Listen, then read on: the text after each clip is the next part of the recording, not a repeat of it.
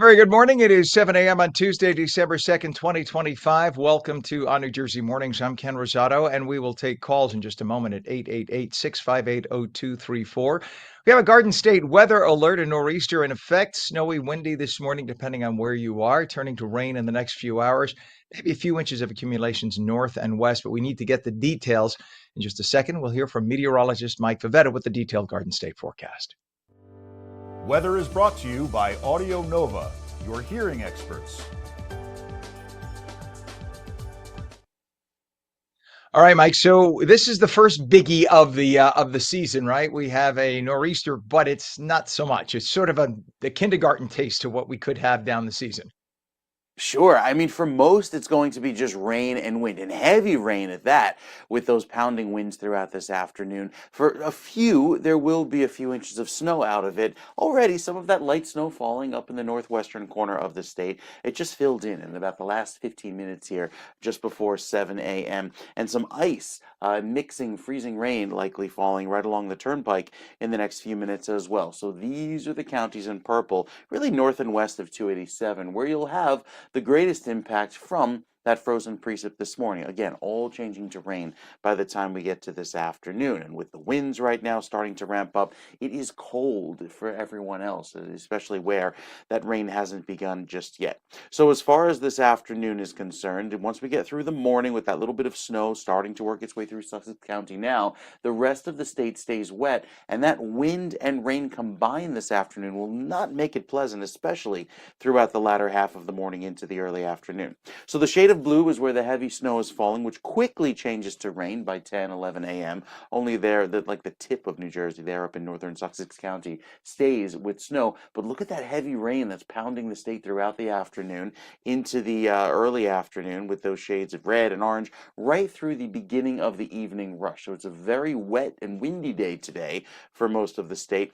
Clears out quickly overnight, and we are locked in with the cold for the next several days. And there you can see the forecast snowfall amounts minimal, 2 to 4 inches, which is not even winter storm warning criteria. So it's very isolated there up toward the northwestern corner of the state. The rain, however, impressive. Could be 1 to 2 inches of rain just today in that short time frame up until about 5 o'clock. So very wet weather for most of the state, could lead to some localized flooding on the roads.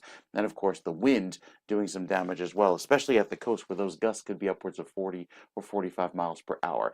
Very cold, unusually cold, with actual air temperatures in the teens, climbing to just about the freezing mark. We are running a month ahead of schedule for this type of cold weather, Ken, as we head into the rest of just the first week of December. So, Mike, it's funny you say that because I went to some of my old notes, and it's usually that first week to middle of January when we get the bitter cold single digits, right? And you're right. So, well, of course, you're the meteorologist, so that's why you're right. But it's sort of amazing that it is this far early. And yet, is this connected somehow to the so-called polar vortex? Because if the polar vortex releases that cold air mass and it plunges down, could that be, the result of what we have? Yeah, I mean, stratospheric polar vortex, a lot of people forget the first part of that phrase. It's up in the stratosphere. It tends to, deliver cold shots of air. This is just a round of very cold air coming in from the Arctic that makes it feel that much colder than we're used to. And yes, promoting some snow at the higher elevations today. Yeah, there we have it. All right, Mike, thank you very much. And of course, right now I have an eyelash in my eye as I'm about to take this back from you. So I was hoping as I was blinking violently that it would not happen, but it just did. Okay, we got it back. We've all Thank been you, there. Mike. I appreciate you. See, when I used to sit on the set with Lori, I would just go, I'd nudge her and she would take it as I fixed my eye. Now it's all just naked to the camera. Make it happen. All right, Mike, we'll check in with you in a little bit. Thank you so much. I know you'll be on top of this all morning. We have 36 degrees in northern New Jersey, 32 in Trenton.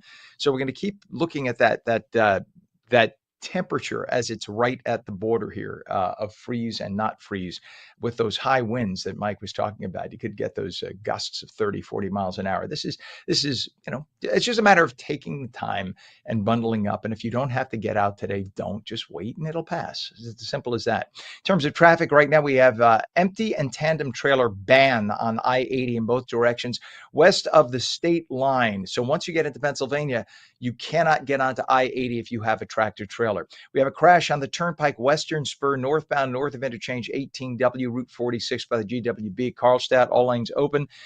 Vehicle in the right shoulder, though, and a crash on the Garden State Parkway northbound south of, let's see, right now, I just updated in front of me. So this is south of exit 63A, Route 72 east in Stafford Township. We also have a water main break. And they begin, the water main breaks.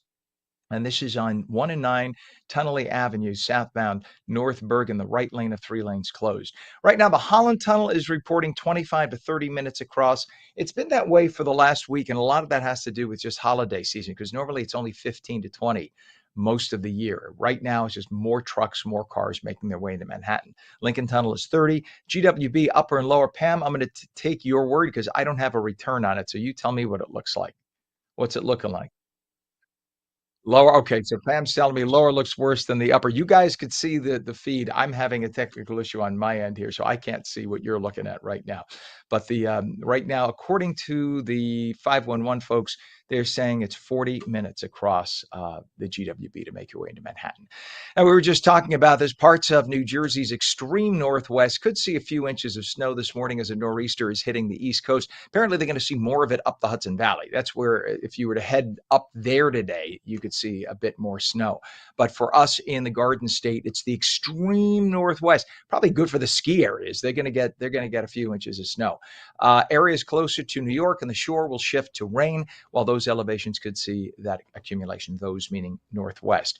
The rain, though, as Mike was saying, could get very heavy at times later this afternoon, gusty winds, then that plunge of cold air. The meteorologists call it the polar vortex, set to hit the U.S. this week, plunging half of the country, over 240 million people, into below freezing temperatures. Well, the airspace over and around Venezuela remains shut down by the U.S. President Trump issued an ultimatum to dictator Nicolas Maduro: resign as president, take your family and get out, or else. It appears Maduro may at least be partly obeying. His plane was seen flying to the border between Venezuela and Brazil. Venezuela's allies, Russia and China, not a word from them. Just miles off the Venezuelan coast, the U.S. has 15,000 troops on 11 warships and an aircraft carrier. Maduro seized control of Venezuela after many say that he lost the presidential election in 2024 to opposition leader Maria Corina Machado. Socialism under Maduro and before him, fellow socialist Hugo Chavez has led millions of citizens to fall into destitute poverty and starvation, while the Maduro government made billions, seizing control of the nation's oil industry. Accused assassin Luigi Mangione arrived in Manhattan court yesterday looking preppy as he took notes during the key pretrial evidence hearing in his murder case. The 27-year-old former prep school student was led into the room through a side door. Prosecutors are expected to call more than 24 witnesses involved in Mangione's arrest in December of 2024, a year ago this week, on charges of executing the head of healthcare giant United Healthcare right outside on a sidewalk in Midtown. That's where I go to work at WOR Radio. It's literally down the block. The hearing, set to last a week, drew dozens of Mangione fans to the courthouse, including some dressed stupidly as Super Mario Luigi in those costumes and wearing free Luigi garb. These stupid kids don't get it. This jerk allegedly murdered a father, murdered a human. You could hate the human, but he allegedly murdered a person. And you just think he's cute with those 4-inch thick, stupid looking eyebrows? You really think that's cute? What the hell is wrong with you? Would you think it's cute if he murdered your father or your mother or you? I don't think so. Think twice before you think it's okay for anyone to murder anyone. It is never, under any circumstances, okay to say, yeah, murder's okay. Never, period. The hearing will probe whether police breached Mangione's rights by questioning him and searching his backpack before getting a warrant. But you allegedly do not have to do that if it's in the process of an arrest. And that is not, if the person voluntarily says, here, look, whatever, you don't need to read Miranda rights first. That's under federal law. Speaking of federal law, federal appeals court yesterday upheld a lower court decision that disqualified Alina Habba as the acting U.S. attorney for New Jersey. The decision from the U.S. Court of Appeals for the highly liberal Third Circuit was unanimous against the Trump administration. The case before the Third Circuit arose after three men facing criminal charges in Jersey challenged the validity of Habba's appointment as a violation of the Federal Vacancies Reform Act. U.S. District Judge Matthew Brand, very far to the left, ruled in August that Habba has been serving without lawful authority since the beginning of July, when she was tapped to temporarily lead the U.S. Attorney's Office in New Jersey. This will likely be appealed to the U.S. Supreme Court, at which point, if you look at every specific in what was done by the Trump administration, they did not violate the law. If you take a good look, just involves having an open mind and not being political. 7:10. The Trump administration launched a new page on the official White House website on Friday that's dedicated to target and correct fake news. The development comes as a record chunk of the public now reports they have little confidence in the press, with a Gallup poll last month indicating just 28% have any kind of trust in newspapers, TV, and radio to report the news accurately and fairly. The addition to the White House website centers around a profile on the top 3 media offenders of the week. So they will list the people they think are the biggest liars of the week. It is now 7:11. Voters in Jersey City are headed back to the polls today for a runoff election that will determine the city's next mayor. The race comes after neither candidate secured a majority in the November 4th election. The runoff pits City Council member James Solomon against former New Jersey Governor Jim McGreevey, who's attempting a political comeback. The seat is open because current Mayor Steve Fulop chose not to seek re-election after losing his bid in the Democratic primary for governor. Solomon is campaigning to bring fresh leadership to Jersey's second largest city, and McGreevey is leaning on his experience and long public service record. The winner takes office at a time when Jersey City faces growing concerns about affordability, development, and the direction of future local governance. And President Trump underwent an MRI in October to evaluate his cardiovascular and abdominal health, and the resulting images were perfectly normal. That's according to the White House physician. The results were released a day after the 79-year-old president told reporters he didn't know which part of his body was scanned, and 3 days after, Minnesota Governor Tim Walz responded to that by saying he's seriously, quote, retarded. That's Tim Walz's comment. Clearly, Walz doesn't understand when you get an MRI, you don't necessarily know what part the doctor wants scanned when you're up to here in a tube. It is 37 degrees right now, 7:12. Garden State weather alert, nor'easter in effect. Snowy, windy this morning for parts of New Jersey, turning to rain in the next few hours. Maybe a few inches of accumulation far north and west, and rain later, high winds, highs about 40. Mike will be back with the full Garden State forecast. We'll be back in 2 minutes.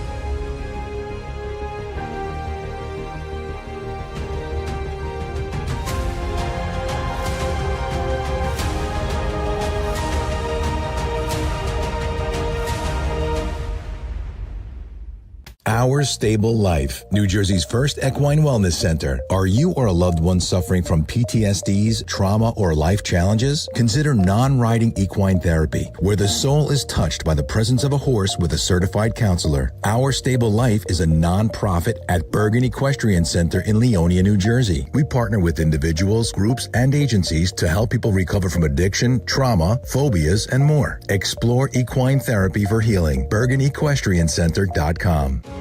At AmeriHealth, we understand what's important to you. It's why we offer some of the lowest cost health plans in New Jersey, with access to one of the state's largest networks of doctors and hospitals. Plus, with free 24/7 virtual care, you can see a doctor anytime and anywhere. And we're committed to giving back to help make a difference in our communities. Learn more at AmeriHealth.com. A health plan for everyone.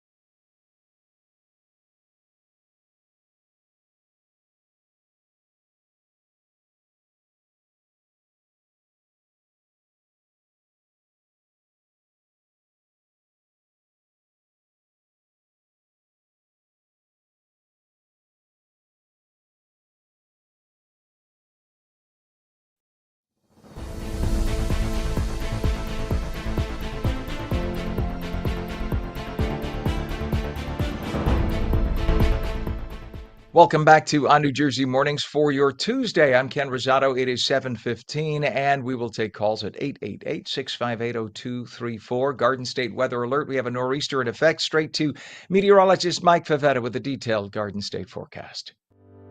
Weather is brought to you by Audio Nova, your hearing experts. So, Mike, this will certainly be a windstorm, right? And lots of rain later. The areas that are going to be getting snow, it looks like those northwestern parts of the state are not unfamiliar with that. But if you are driving a tractor trailer, we're told that on I-80 and I-78, 78 in New Jersey at the state line, I-80 in eastern PA, you cannot drive a tractor trailer because of the winds.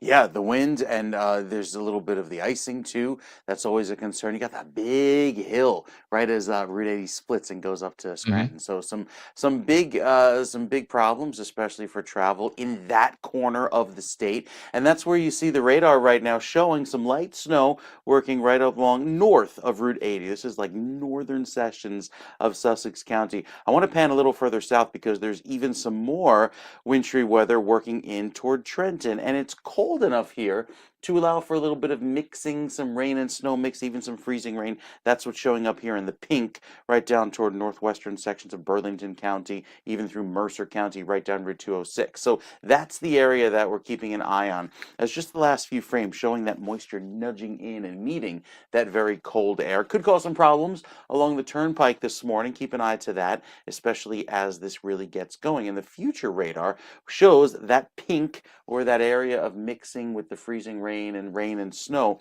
will slide eastward over the next 2 hours. So maybe up until about 9 o'clock could be some issues on these roads. This was not necessarily part of the forecast early this morning. Yes, there could be some areas of, say, rain and snow early on that transitions to rain, but the air is very cold through and through. And that may allow for some of that mixing to occur with the snow making it all the way down just to the line of 287 here in Morris County as that snow fills in on the radar map over the next few hours. So the forecast today, yes, is for that rain and snow to get going, transitioning quickly to rain after a small accumulation. But again, the timing, not ideal, even though most people will be done with their morning rush by the time the worst of the storm gets going after 8 or 8:30. I still think there's plenty of cold air behind it, and with, of course, the rain to make for some very wet conditions with the big puddles and, of course, big winds later on tonight. And we're not done with the wind. This wind sticks around and adds to the chill, even going through tomorrow morning. Wind chills to by Thursday morning, 7 a.m. in the teens and 20s, and even down to the single digits by Friday morning up in Sussex County. So pretty ridiculous cold that will make it feel, again, like it's the middle of January rather than the first week of December. There go the winds with gusts as high as 40 or 45 miles per hour later on today, thanks to that nor'easter pulling away quickly. And then as we head into the rest of the week, there's breezes around, but the air is just so darn cold that any wind, greater than a gust of a sneeze, for instance, makes it feel that much colder. And that will be the case even going into Thursday and Friday especially. So here's all of the snow and rain coming at New Jersey. It's taking its time arriving. You wake up this morning and say, hey, where's the snow? It's on its way, especially as folks in northern New Jersey keep an eye to the sky, whereas the rest of the state has that rain for most of the afternoon. And of course, the winds take over tonight and make it feel really cold going into the next few days, even into tomorrow. And of course, there's our snowfall forecast, and anywhere from 1 to 2 inches across the western portion of Morris County, and upwards of 2 to maybe 4 inches at the worst case there up in northwestern Sussex. But the rain is the big key, 1 to 2 inches statewide going into this afternoon and ending by around 5 or 6 p.m. So a lot of wet weather ahead going into tomorrow. And even though we're clear for the rest of the week, even into the weekend, Saturday and Sunday, chilly with that very cold weather ahead. Yeah, it'll be chilly going into our first weekend in December, Ken.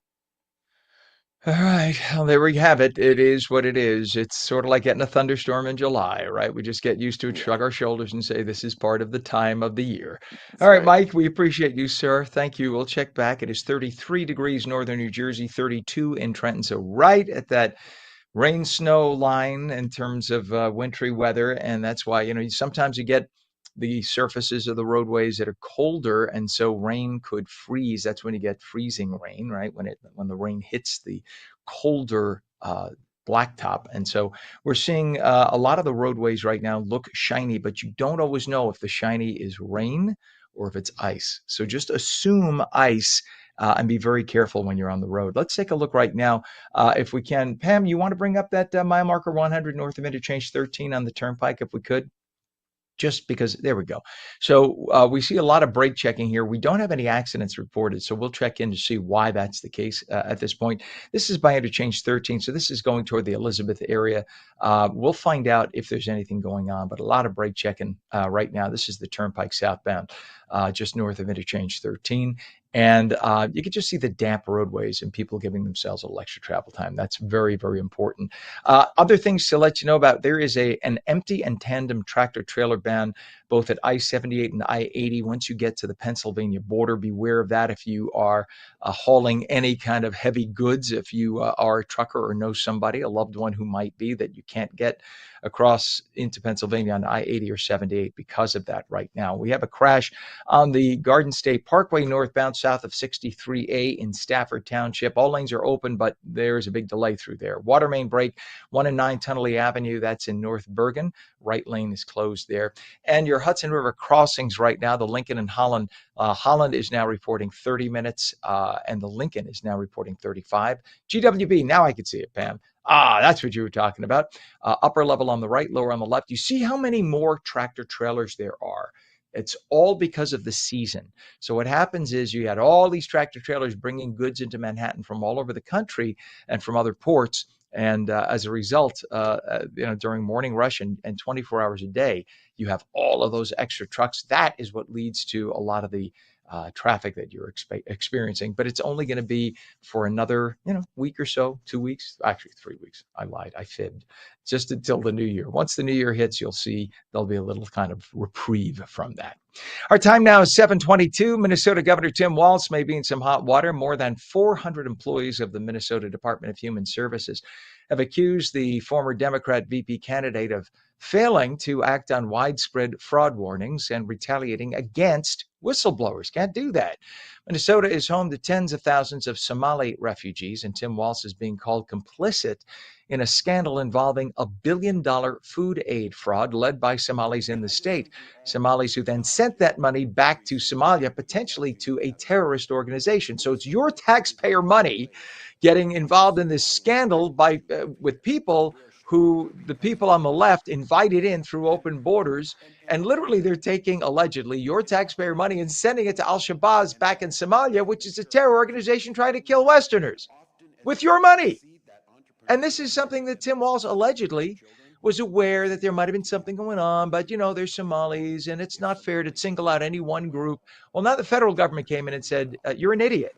Because not only did whistleblowers who work for the state, 400 came forward and said, hey, Walz, this is a crime going on here. Nothing to see here. He ignored it. And he went after and retaliated against whistleblowers. That's the allegation. If that's the case, we're talking this guy could see some serious federal time if they could prove that that is the case. So federal prosecutors are actively investigating the allegations of being called one of the nation's largest COVID-era fraud cases involving that guy, Tim Walz. It is 7:24. Lieutenant Governor-elect Dale Caldwell has been tapped by Governor-elect Mikey Sherrill to also serve as New Jersey's next Secretary of State. So the number 2 will also be the number 3. In New Jersey, the lieutenant governor is statutorily required to have a second job. So he has to serve as something. So he will be head of, it says, according to the paperwork, head of a senior department or agency within the governor's cabinet. In this case, he'll be Secretary of State. It's appropriate. Caldwell will oversee the arts, business, and other state functions. 7:24. A 3-alarm fire broke out early Saturday on 14th Avenue in Newark and quickly spread to 2 neighboring buildings, triggering a big emergency response. 110 firefighters came out. The fire was under control by about 7:30 in the morning. Nobody got hurt, but a large number of residents needed to find a place to stay. The Red Cross is assisting, and the cause of that fire is still being looked into. Meanwhile, in Plainfield, a fire broke out early Sunday morning at a multi-unit apartment building on West Front Street in the downtown area. 2 people died in that blaze. Over 90 people need a new place to live, and many were forced to run with just the clothes on their backs. The Red Cross and city officials opened a temporary shelter and is helping with more permanent housing. The building was already being watched by officials after some maintenance violations allegedly raised concerns. It is 7:25. The Cranford Theater reopened last Tuesday, several months after a partial ceiling collapse in April forced its closure. The theater received new seats and carpeting, but retains its historic charm. The owners are now planning on hosting concerts, film festivals, and community events in the upgraded venue, which is celebrating 99 years since being built. New Jersey's film industry continues to grow. Last year, in-state production spending on film and TV reached a record $833 million. The previous high was $701 million in 2022. That surge included 556 productions, over 30,000 crew hires statewide.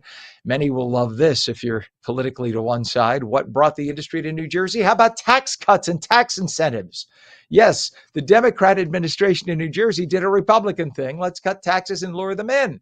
You have many on the left saying, oh, no cutting of taxes to billionaires and millionaires. Guess what? They're the ones who have the money to spend. You bring them in, you give them a discount, they spend the money, and they end up hiring 30,000 of your fellow co-staters. So this technique has worked every time it's been tried, everywhere it's been tried.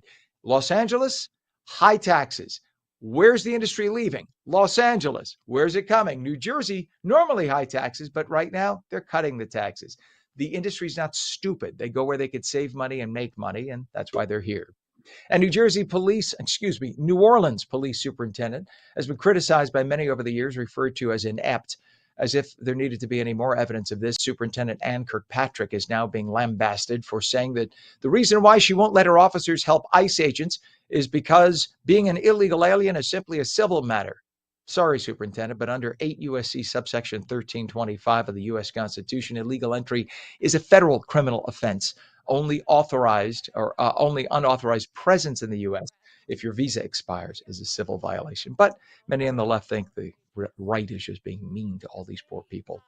It is 39 degrees now, 7:27. When we come back, there's a genetic condition that can dramatically increase one's cancer risk and shorten lives. We'll talk to a young man living with the mutation and his mother. Phone lines are wide open, taking calls at 888-658-0234. You're watching ONNJ Jersey Mornings. We'll be back in 2 minutes on this Weather Alert Day.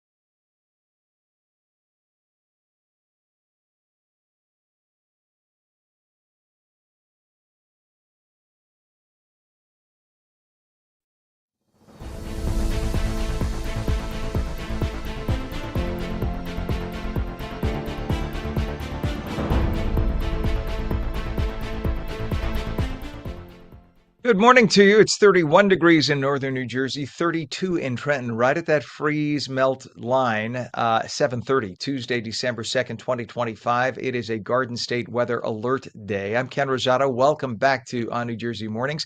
Meteorologist Mike Favetta talking about a nor'easter in effect. He'll be here in just a sec. Weather is brought to you by Audio Nova, your hearing experts.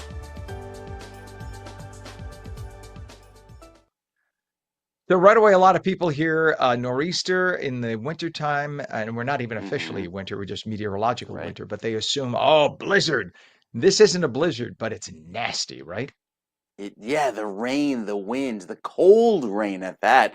Ken, we're starting off with temperatures, like you said, right around the freezing mark. In many locations, it's not quite cold enough to snow, but where it is, that snow will be coming down, especially right up there on the northern border with Pennsylvania and New York State. Most of the heavy rain, though, is just getting going across parts of southern New Jersey, and even mixing with some snow and rain together. That's throughout the portion of central New Jersey you just see there. So with the satellite picture showing the clouds move in, and then you saw those pink. We'll zoom on in towards South Jersey, where it just started raining over in Cape May over the last few minutes, moving eastward to Atlantic City, and a little further north of there is some snow and rain mixed together. It's predominantly rain for you down along the coast, but the wind will be key. Gusts upwards of 40 or 45 miles per hour later today, as those winds off of the water already coming in at 22 miles per hour this morning, making it feel very windy by the end of the day. And of course, this wind getting very high throughout this afternoon as the storm center pulls eastward. Then we have a northwesterly wind that clears us out later on tonight. That will bring back plenty of wind and cold, setting the stage for some very chilly weather over the next few days. Abnormally cold, and of course, with the wind just kind of adding insult to injury, all of that chilly weather sticking around for the next several days. We'll be well below average going into the rest of the week, where our average high should be up around 50 degrees, 49 or 50. Yeah, we're nowhere near that. We're about half that going into Thursday and Friday, especially with that cold weather. So there's the pink showing a little bit of rain snow mix moving in across the turnpike, whereas all of the steady snow stays its way up north. But I think there could be a light icing or a light accumulation up until about 8 or 9 a.m. when that all changes to a plain rain, and a heavy rain at that. 1 to 2 inches expected to fall by 4 o'clock this afternoon as that whole system pulls away. So very heavy rain, gusty winds, and not a pleasant way to be outside, especially with that cold air, making it feel that much more raw into the end of the day. Then as we head into Wednesday and Thursday, it's dry, but it's very cold and sunny with those winds remaining, gusty throughout the afternoons. And you can even see the futurecast here, just how extensive that system is. We just tap into the wet part of it, but the snow goes all the way back up to the Great Lakes. Then we're dry for the next few days with another round of cold air. Might bring some flurries by Thursday, but beyond that, it's clear into Friday, and the weekend so far looks good. The 7-day forecast has plenty of cold weather around. Look at that, teens by Friday morning, only climbing to 33 as the high, and staying very chilly this weekend, both days on Saturday and Sunday, even going into Monday. The shore points staying even windier with those gusty breezes, and temperatures there dipping down into the 20s overnight. So very chilly weather even through this weekend, Ken, as there doesn't look like there's any more winter weather on the way, other than, of course, the brutal cold. But we can put to bed some, chances of snow, at least for the next week or so. All right, we'll take that. Take any little miracle Yeah. we can get. I appreciate that, Mike. Thank you. Meanwhile, as Mike was saying, I mean, in terms of temperatures, 32 right now, up and down the state. Looking all the locations, northern New Jersey, Trenton, Cape May, and Vineland, all reporting 32 degrees. So we're right at that. Excuse me, I could feel a sneeze coming on. Pardon me. Yes, it just happens sometimes on camera. I can see that all the temps up and down, right at that freeze, not freeze line. So we have to watch out for that. Now we do have a problem. It just popped up, Pam. I don't think we can get this, but it's on 295. There's a jackknife tractor trailer. You knew this was going to happen. This is southbound at exit 26S by I-76. This is going toward Philadelphia in Belmore. All lanes are closed. So that is going to be our spot.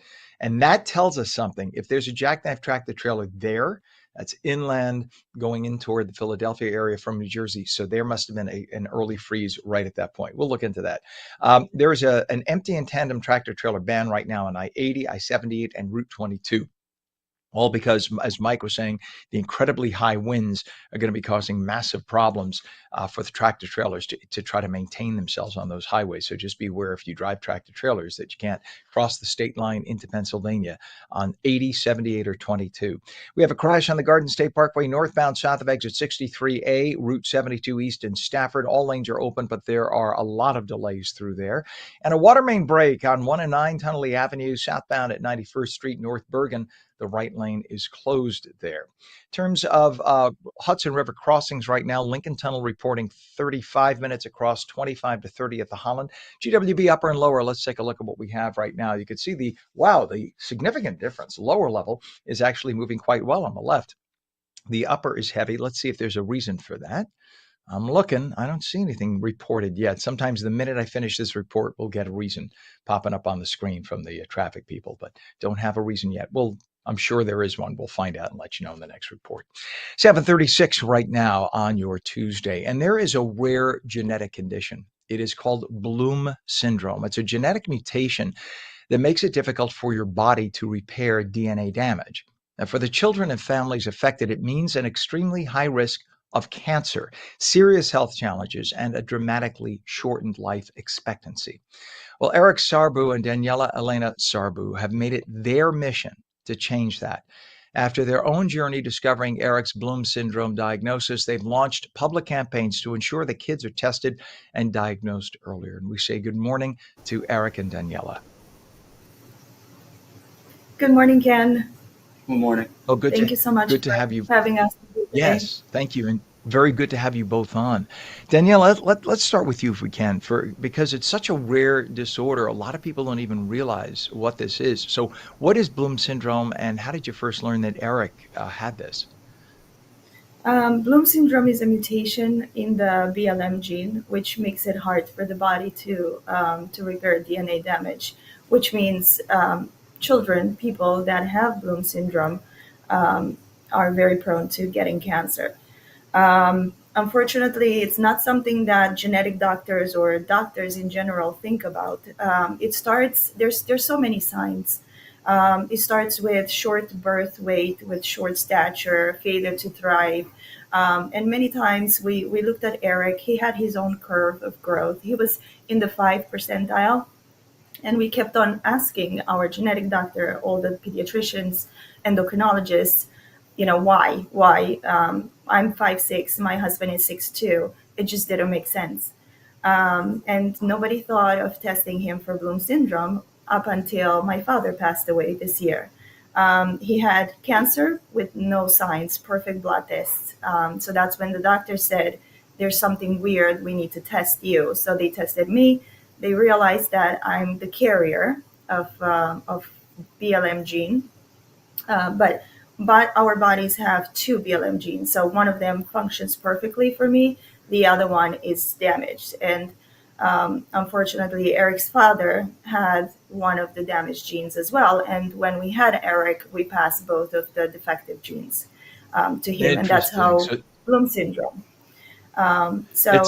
You literally summed it up better than a scientist right there, the way you clear it up. So if both parents are carriers and you each have one good and one bad BLM gene, you could potentially have passed the 2 good ones too, right? It's just a luck of the draw, sort of.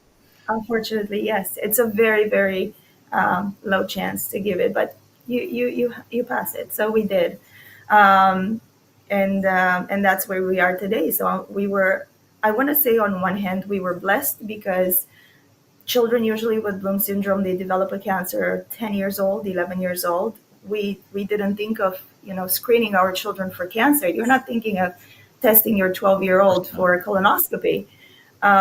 So we were blessed that he's healthy, thank God. And now we know what to do. He knows that he needs to, test blood every 3 months, colonoscopies every year.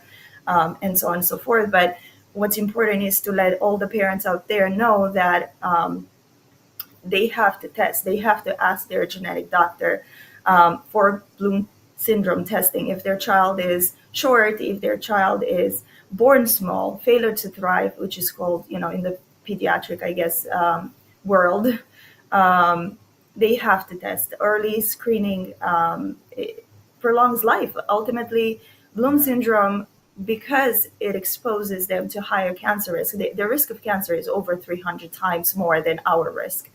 Wow. And if you screen and you find the cancer at the beginning, there's more chances of survival. Right now, survival rates for Bloom syndrome people is 25 years old, 25 to 30, because people So, don't so know. let me, if I only because we're down to about a minute and a half left, I just wanted to talk. We haven't talked to Eric yet, too. I want to ask Yes. Eric, what is day-to-day life like for you going to school? And I mean, does this always sit in the back of your mind, or is it that this is the only life you know? Yeah, so I'm constantly thinking about it because, for one, I can't be in the sun. I try to avoid it at all times. So, um, even when it's summer, I'm gonna have like a full jacket on, cover my arms, because I'm scared even a little bit of sunlight will, like cause skin cancer because of the 300 times more risk. Um, I also can't eat junk food anymore. In the past, I've eaten a lot of junk food without knowing I have Bloom syndrome. Now I have to just work out. The only things that can really preserve uh, and maybe get me a little higher life expectancy is working out, eating healthy, and sleeping. Those are really the only three things. Uh, and staying out of the sunlight because skin cancer. But One, I think I don't mean to cut you short, Eric, because now we're down to mm, less than a minute, but I just want to make sure that people understand this is a very rare, we're talking only a few hundred people are diagnosed with this in the whole world, right? 128, I think, right now. 120.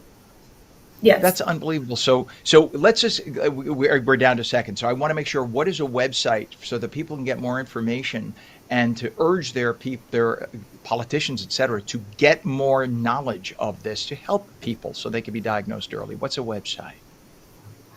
So we're currently making a website for Eric is Bloom Syndrome Awareness, and we work with the Bloom Syndrome Association as well. So they have more information, and hopefully we'll find the treatment soon. But we'll post as many updates as we have on Bloom Syndrome Awareness on Eric's website. Amen. Eric Sarbu and Daniela Elena Sarbu, I thank you so much for coming on this morning. May you live to be 100 and beat all the odds. God bless you. I'll be praying for you and a good holiday to you. Thank Thank you. you. Happy holidays. happy holidays. You too. 7:42 and we're coming right back.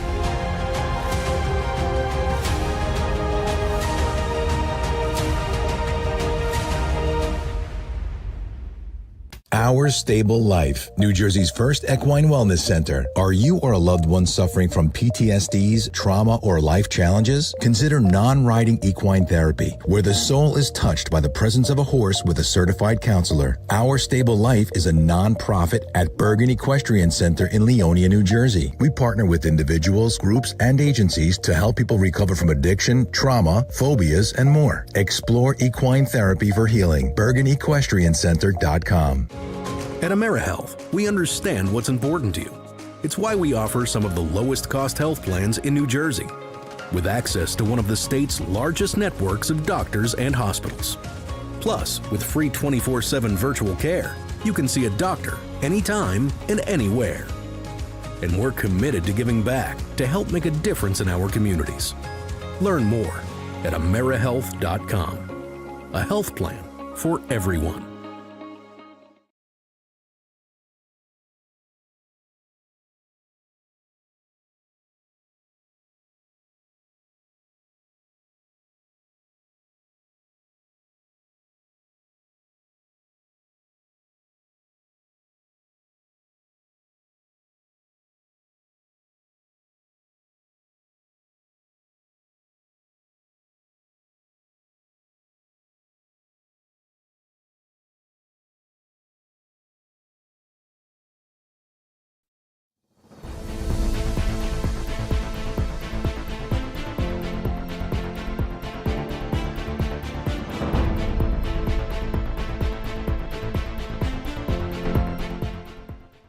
And welcome back. It is 32 degrees up and down the state of New Jersey, exactly 7:45. The Garden State Weather Alert is in effect right now, and that is because we have a nor'easter that is impacting the coastline, the coastal states, the Northeast especially. So we welcome you back to ONNJ Mornings. I'm Ken Rosato. We'll take calls 888-658-0234. Meteorologist Mike Favetta has the details with the full Garden State forecast. Weather is brought to you by Audio Nova, your hearing experts. So the winds, Mike, the gusts are unbelievable right now. And they're not going to get much better anytime soon for the next few hours, right? Exactly. The worst likely happening in the early afternoon, but we already have some of that snow and rain falling across some parts of New Jersey. The light snow working in right there in northern portions of Sussex County, meeting some very dry air, so it's likely why it's not reaching the ground just yet. Still have those clouds around. However, down toward Route 1 and just north of the Turnpike, you have this pretty broad area of pink showing a little bit of mixing, but even the Trenton Airport weather station not picking this up just yet because the radar beam hits at about 1,200 feet high. So some of that rain evaporating by the time it reaches the ground. So this showing a little bit more of maybe what will come in the next half hour or so as that moisture ultimately reaches the ground. But still, to see that rain snow line to be that far south briefly could cause some problems on the big roads earlier this morning. Through the rest of the day, again, anticipate north and west of 287, a small accumulation, but heavy rain.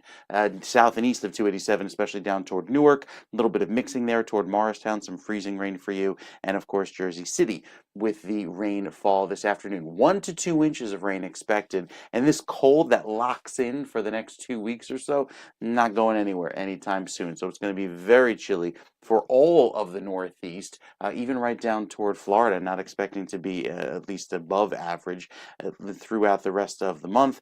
And then for the first half of December, also slightly higher than average precipitation chances.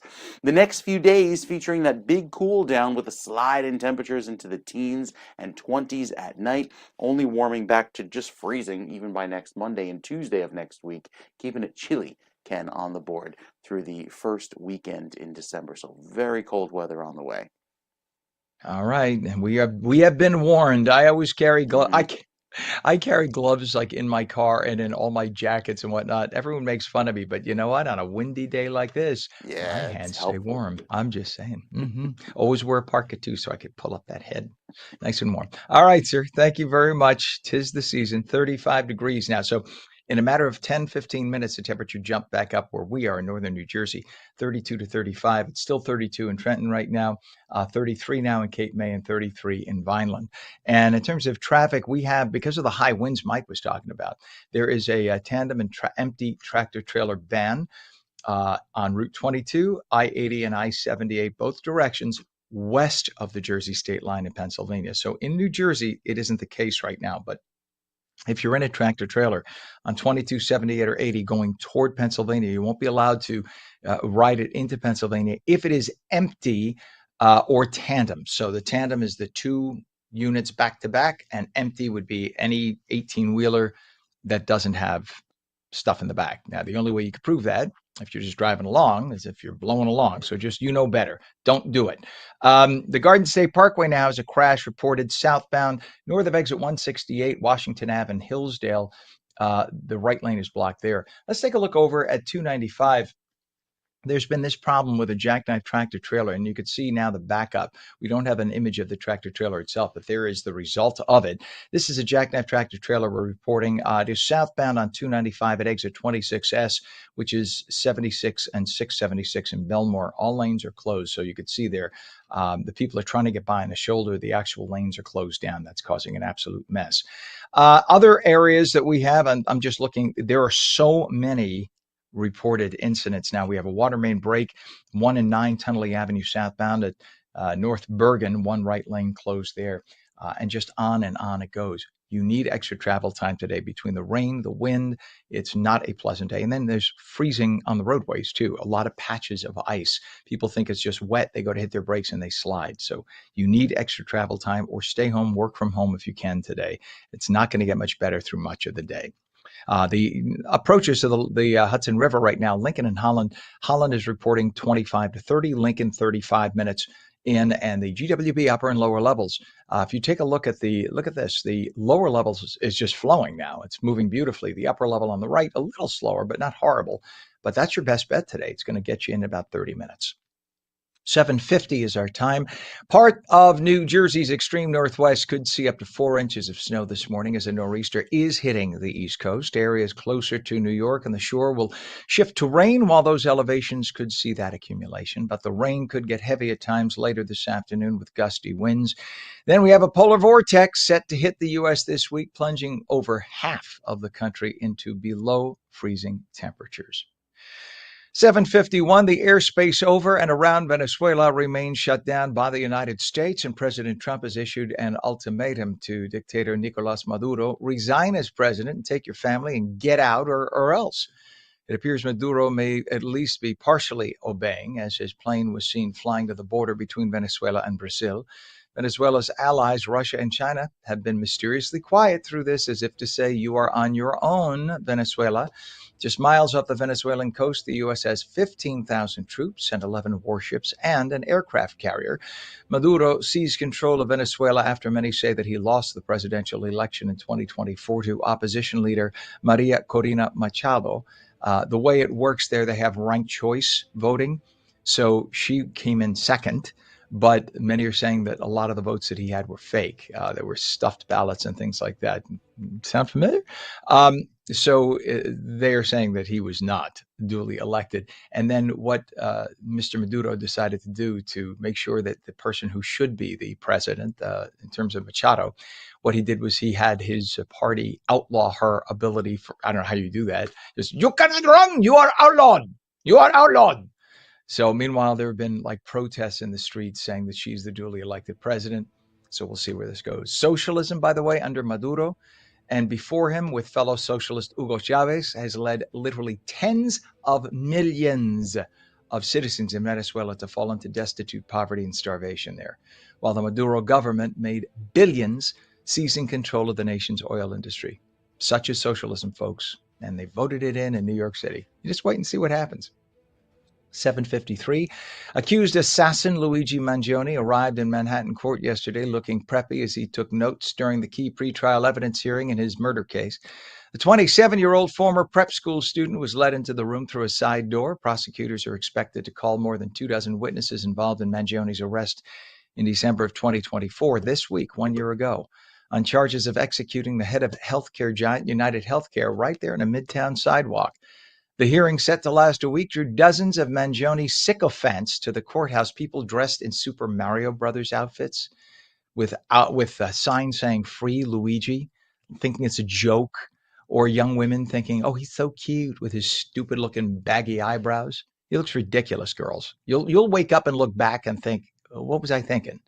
That brat you see on the screen right there is accused of murdering a human being. So if you think he's cute, there are a lot of cute guys that don't kill people. You might want to find them instead of going after guys who are going to likely either get the death penalty or spend the rest of his life in jail, ladies. So all the people protesting to free Luigi, do you not have a life? Do you have nothing? That man right there on the screen is a father. He's a husband, and he did nothing illegal. If you don't like the healthcare industry, change it. It's because you voted in the current healthcare plan that we have. When President Obama was president. And I think President Obama tried his best. He wanted to make something so that everybody could get insurance. Many argued, though, it wouldn't work, and it didn't. It hasn't worked, but I don't think you could fault him for trying. He tried to get everybody health care. But you don't kill the head of an insurance company. That is not the solution, folks. So anybody who's protesting to free Luigi, think twice. Find something better to do with your life, like maybe help people during the holidays to get food. How about that? 7:55, a federal appeals court yesterday upheld a lower court decision that disqualified Alina Habba as the acting U.S. attorney for New Jersey. The decision from the U.S. Court of Appeals was unanimous against the Trump administration. The case before the Third Circuit arose after 3 men facing criminal charges in New Jersey challenged the validity of Habba's appointment as a violation of the Federal Vacancies Reform Act. U.S. District Judge Matthew Brown ruled in August that Hava has been serving without lawful authority since the beginning of July when she was tapped to lead the Jersey team. It is 7:55, and the Trump administration has launched a new page on the official White House website on Friday designed to target and correct fake news. The development comes as a record chunk of the public now reports they have little confidence in the press.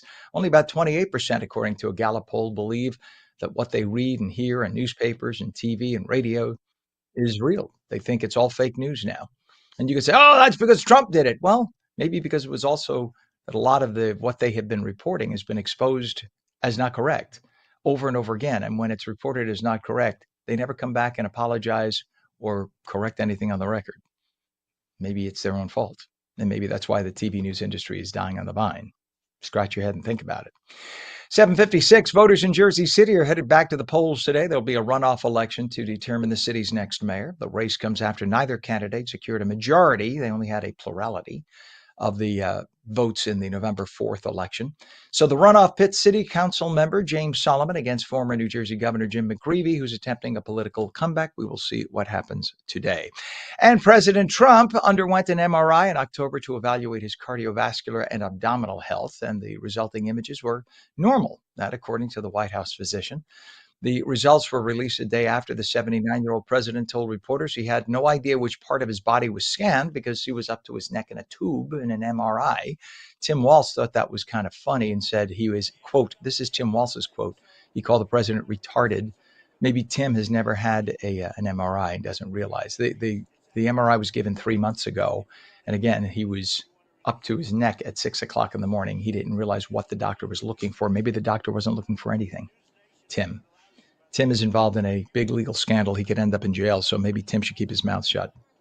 7:57 right now. When we come back, holiday giving is taking on a whole new meaning this year with Americans rethinking the way they spend. And we'll take your calls at 888-658-0234. We have a Garden State weather alert, nor'easter in effect. Meteorologist Mike Favetta will return with a full Garden State forecast. You're watching ONNJ Mornings on your Tuesday. 7:57 is our time. We'll be back in 2 minutes.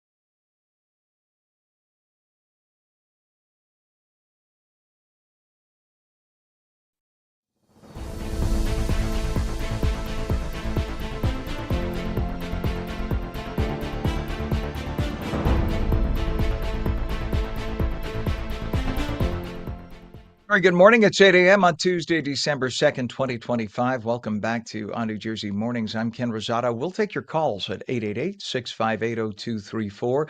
We have a Garden State weather alert with a nor'easter in effect. Meteorologist Mike Favetta has the full Garden State forecast. Weather is brought to you by Audio Nova, your hearing experts. So the winds are incredible. Mike, what kind of speeds are we looking at right now? 30 to 40 for gusts? Upwards of 40 miles per hour, especially at the coast, Ken, and that's going to probably take down some trees, especially with the loose soil, thanks to the 1 to 2 inches of rain that fall before those gusty winds get going. So wind and coastal erosion, that's a problem for you at the beaches. North and west, where the snow and ice is currently falling, will likely have a little bit of that mixing occur. You can already see the last frame here, some of that pink quickly going to the shade of green. So the weather starting to show the rain now taking over as that winter weather advisory staying to the north and west of 287, even extending down towards Somerset County and Hunterdon County right now. But again, that's primarily wet. It's mostly rain from this point forward. Only the accumulations happening in the hills in northwestern New Jersey and Sussex and Warren County. The wind chill certainly effective. You feel the wind outside this morning with the gusts as high as 20 or 20 miles per hour right now. But with the light rain getting going, changing over from that snow to rain quickly after 8 or 9 a.m. You can see that line right there along 287 where the dark blue showing that accumulating snow meets the yellow. That's the steady, heavier rain that takes over through the rest of the morning. But it continues right through the noon hour with the persistent battering rain through the early afternoon. The snow wraps up right as the rain does around 5 o'clock. And by then, again, most of the accumulation will have ended up in northwestern New Jersey, but 1 to 2 inches of rainfall for the rest of the state and could likely mean some flooding spots just in time for this evening's rush. So the latest computer update has the snow line coming right down toward the 287 border, maybe even extending through Morristown, upwards of 1 to 2 inches there for you, even back over toward Dover and Denville, but really the northwestern tip of the state, right there at High Point, could have upwards of 4 inches of snow. And again, that's still on the high side because it's a very waterlogged, a very wet consistency snow that will help compact itself through the rest of the morning. By the time the storm is done, there's the 1 to 2 inches of rainfall into the afternoon today, and it will lead to some big puddles that will likely freeze over into tonight and tomorrow with temperatures down in the 30s and then the 20s and then the teens overnight into Friday morning. So some very cold weather, Ken, on the way for the rest of this week. All right. Thank you very much, Mike. We appreciate that. 8:03 right now, and we have a temperature of 33 degrees in northern New Jersey and Trenton. So right at the freeze, not freeze line. Be careful on the roadways. If it looks wet, it may be ice because sometimes the roadway is colder than the air. And even though your car thermometer might say 34, it might be 31 on the ground. So just be aware of that. Let's go over the Garden State Parkway if we can right now. We have a crash on the southbound Garden State Parkway north of exit 168, Washington Avenue, Hillsdale. The right lane is blocked, and so we already have quite a buildup there on the Garden State. I'm kind of surprised we don't have more of that. Throughout the region, we're getting a lot of issues on the highways for trucks. So if you are a tractor trailer, either an empty tractor trailer or a tandem tractor trailer, there is now a ban at the Pennsylvania-New Jersey state line for I-78, I-80, and US 22. You are not allowed to take the empty tractor trailers or tandem. That's the back-to-back supplies. If they're empty, you can't take them in, or if they're tandem, you can't take them into Pennsylvania. Just know that you'll be stopped by the state police there. We also have issues now on 295. We have a jackknife tractor trailer, speaking of which, and this is what they're trying to prevent in Pennsylvania. So there's a jackknife tractor trailer on 295 southbound at 26S, which is I-76, 676 in Belmore. So all lanes are closed. So that is why Pennsylvania now has issued this warning and this decision because they don't want what you just had right there on your screen, the jackknife tractor trailer. Water main break 2 reported, 1 and 9 Tunnelly Avenue southbound North Bergen Township with the right lane closed. We have some delays on the Jersey Turnpike Eastern Spur northbound from the Southern Mixing Bowl to south of Interchange 15W I-280 in Newark. That is a 2 to 3 mile delay, all due to volume. Your Hudson River crossings now to Manhattan. The Lincoln Tunnel is now 35 to 40 minutes in, all due to volume and people taking it a little more slowly. The Holland Tunnel is now 30 minutes solid, and the GWB upper and lower levels, not so bad at all. Look at that. Only 20 minutes reported to get into Manhattan via the GWB. It is 8:05, and this year giving is taking on a whole new meaning with the holiday season here, and price is still a bit on the high side. Many Americans are rethinking the way they spend, save, and celebrate. Well, a brand new Unwrapped survey from Chime reveals how people are prioritizing this year, what they're buying, and how they're budgeting. Also, which gifts are topping wish lists in every region of the country. Patrice Washington is a #1 best-selling author, award-winning podcaster, and personal finance expert. We welcome her this morning. Good morning, Patrice. Good morning, Ken. Nice to have you on, and happy holidays. And according to Chime's new Unwrapped survey, what does the average holiday gifting budget look like this year? Well, Ken, this year, Americans are really prioritizing practicality and financial well-being. So this may not surprise you at all, Ken, but people are saying, I want the cash. Average Americans are saying they'll spend about $1,120 on their holiday budget, but it's not about just giving the gifts. People want the cash. Show me the money. 65% of Gen Zers definitely want the money. They're saying, look, I need help. I want to pay for my rent. 51% want to pay for rent. 58% say, hey, help me out with utilities. And 44% say, I just need help getting out of credit card debt. So if you're one of those people who said, oh, it's not thoughtful to give cash back in the day, those days are over. Now people actually need the money. Yeah, my 87-year-old mother just had this conversation with me the other day. She says, I'm going to give all gift cards this year. I'm getting all gift cards. And I thought to myself, I would have said the same thing. Mom, that's not creative. That's not nice. Today, it's like everybody wants that. Especially my Gen Z and whatnot relatives. They're all saying, yeah, same thing. So that's just some anecdotal evidence, but 100% there. So how are people choosing to divide that budget, though, among family, friends, and coworkers? Years ago, I'm a lot older than you, probably twice your age, but back in the day, you had to give something to everybody at work, and then you had to give something to everybody at your kid's school. And today, the reality is what it is, right? Budget-wise. Well, yeah, Ken, it is. But, the survey reveals that people are still prioritizing their partners and their children. So first and foremost, that's where most of that $1,100 budget is going. In the Northeast, people want to spend about $1,200 on gifts. And in the Midwest, people are saying I'll spend about $1,000. But whether your gifter or the person you're gifting, is a Gen Zer, a boomer, a millennial, the average person is expecting to receive about $600 in cash. So it's across generations and it's across the regions. People want and need the money in this season. And if it can bring them relief, then that should be what brings you joy, right? Yeah, it is. I'm with you 100%. Joy. I'm thinking of I was going to get on the religious side. I won't. I was going to say, I'm thinking of the poor scene in the baby Jesus and how far we've come from there to, I'll take a check. But unfortunately, I mean, and for those that are wondering where the gift giving comes from, the idea was when the Magi, right? When they came bearing gifts, and that's where the tradition started. And somebody who was capitalist said, hey, we could make money on this. So 2,000 years later. But the question is, though, when I was a kid, you gave checks or you gave cash. Today, everybody's buying gift cards, and we forget the gift card companies are making sometimes $6.95, $7.95, $8.95 activation fees. And when you go to use those gift cards, and you go to a restaurant with $100 gift card, they block off the last $20 for tips and tax and stuff like that. So you really don't always get the full amount. Is the gift card the way to go, or should you just go back to like checks or things like that? Well, I think giving people the flexibility to use the cash on what they actually desire is really the thing these days. So the survey actually reveals that people really want to go on trips, believe it or not, Ken. People are saying in Indiana, pay for my trip. 84% of people wanted their trip to be paid for in full. You're also seeing where a lot of Gen Zers are saying, Mom, Dad, Grandma, just pay for a concert. Help me create a memory. I think that's what we're seeing now, that the more meaningful thing is to give people the cash to do what they need to do or provide an experience that they want to have.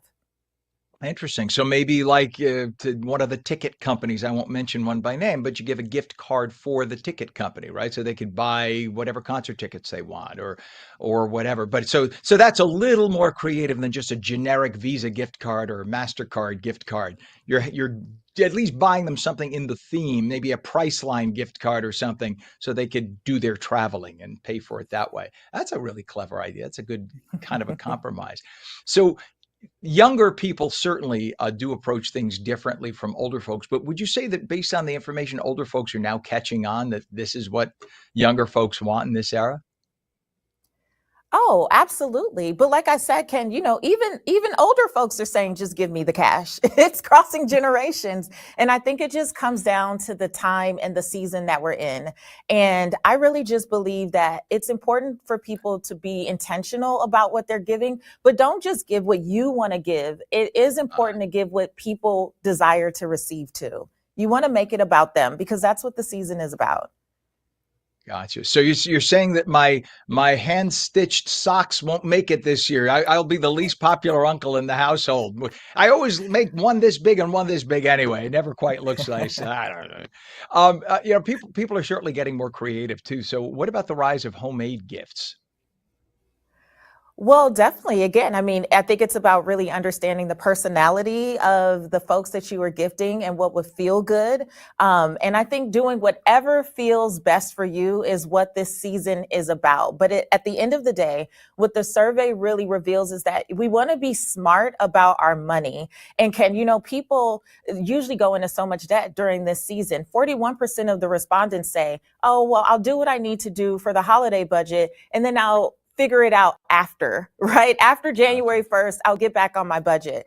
And I just want people to know that it's time to bank smarter and really use the essential tools. For, over a decade at Redefining Wealth, I've been saying you don't want to jeopardize your financial health trying to prioritize everyone and spending all your money. We really need to be intentional about using great tools that help us budget and automate our savings and still be thinking about our financial health Yeah. well after the holidays.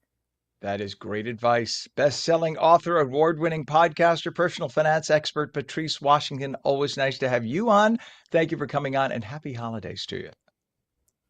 Happy holidays to you as well, Ken. And to find out more, hit up chime-holiday.com. Perfect. Thank you, Patrice. Have a good one. It is now 36 degrees and we're coming right back.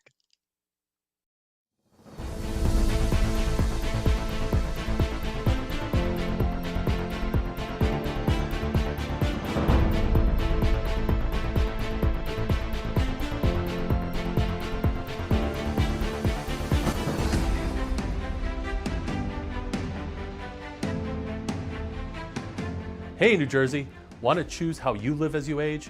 Tune into AARP New Jersey's new show, The Power of Us, the show that celebrates aging with dignity, purpose, and joy.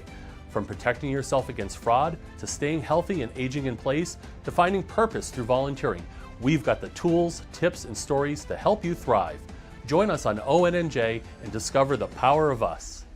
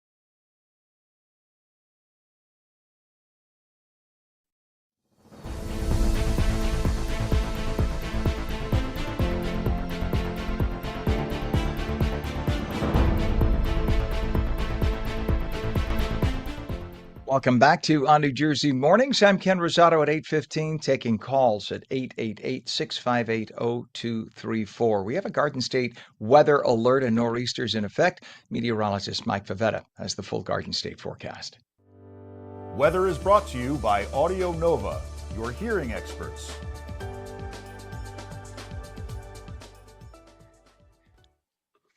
So, Mike, I'm just reading here that Governor Murphy declared a state of emergency for Hunterdon, Morris, Passaic, Sussex, and Warren counties. So that's like the northwestern part, which is the parts of the state you were talking about that could get some of the snow, right? In the extreme northwest, at least, of the state of New Jersey. Exactly. That aligns with the winter weather advisory from the Weather Service. So a little bit more of a wintry scene in those counties, but for the rest of the state, still a lot of rain and wind that comes with this nor'easter, even though it won't be impacting early this morning. Likely see those impacts later on today. As far as the radar right now at 8:16, we have the shades of blue showing the snow right along 202 and 287 as forecast, with the coldest air locked up to the north. But there's just enough warm air coming off of the Atlantic to change that rain over to snow.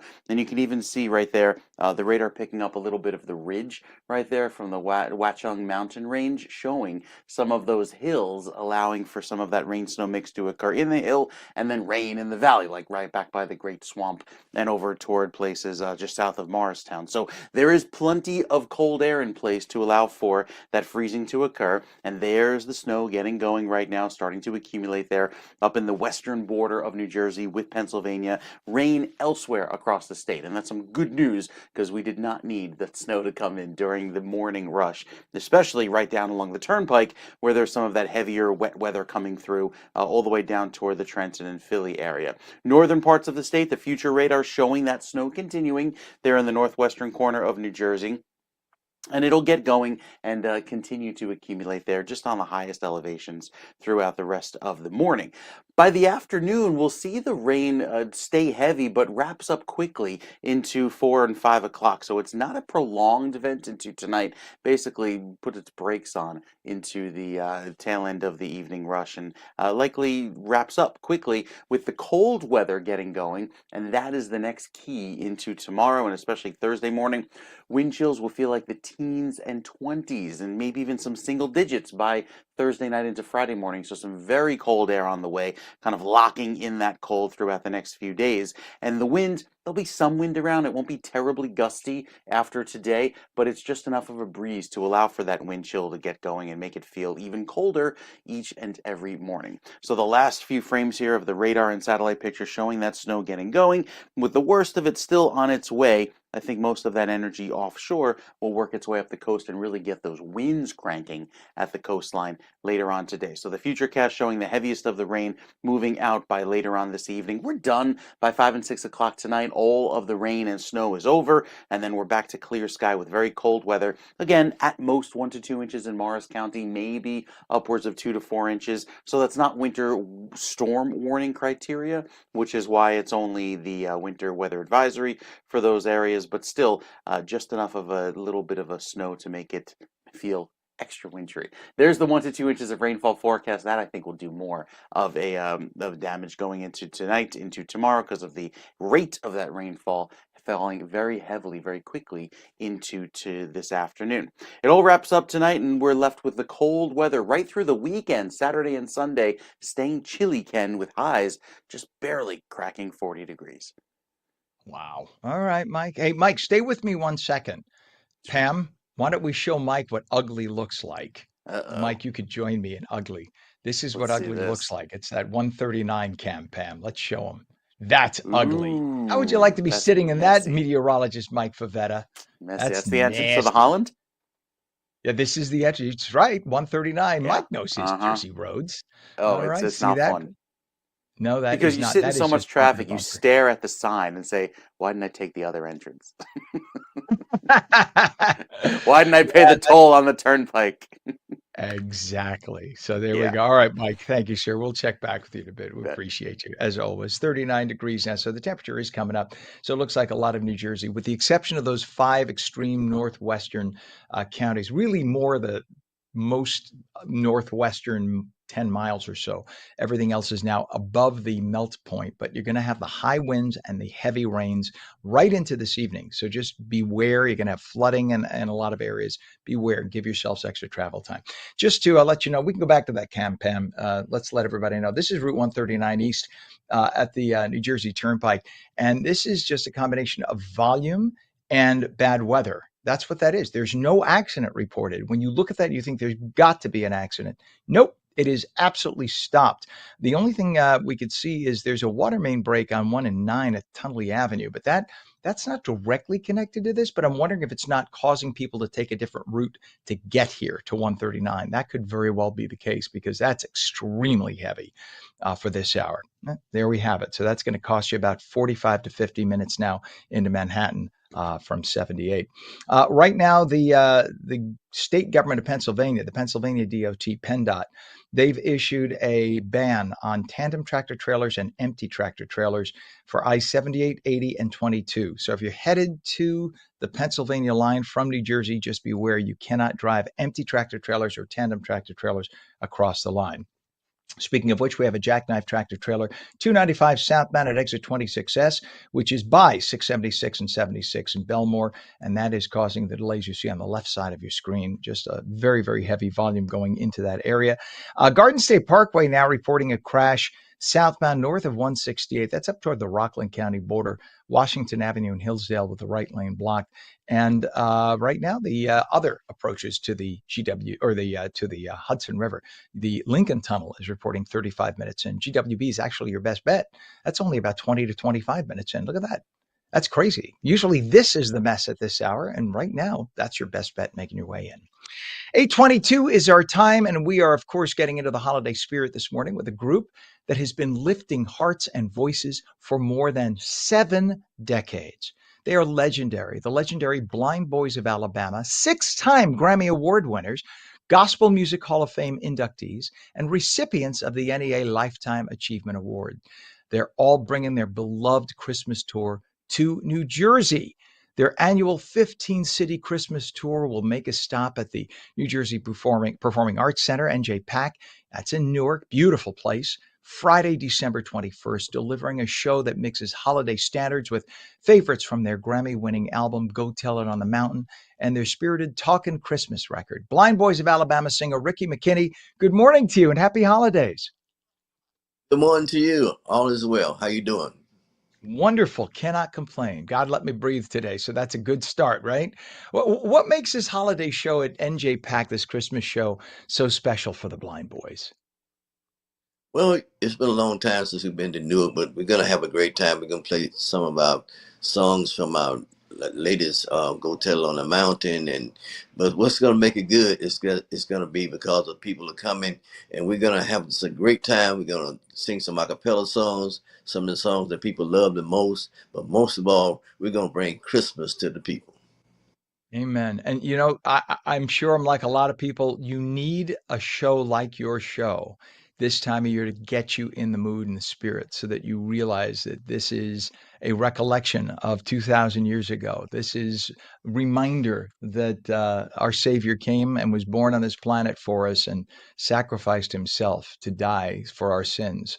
And that when you sing these beautiful songs, it's a reminder to bring us back to the roots of what Christmas is. How do you approach creating a show that feels spiritual and at the same time festive? Well, we realize that what's from the heart reaches the heart. So the Blind Boys, we try to sing songs that make you feel good.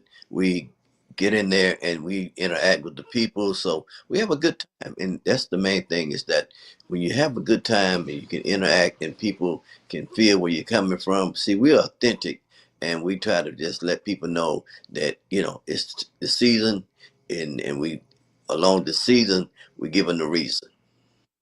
Amen. That is the way to go. And the Blind Boys, of course, have been performing for more than 70 years. I'm guessing you weren't there on day one, but how do you keep the music and the message feeling fresh for every generation?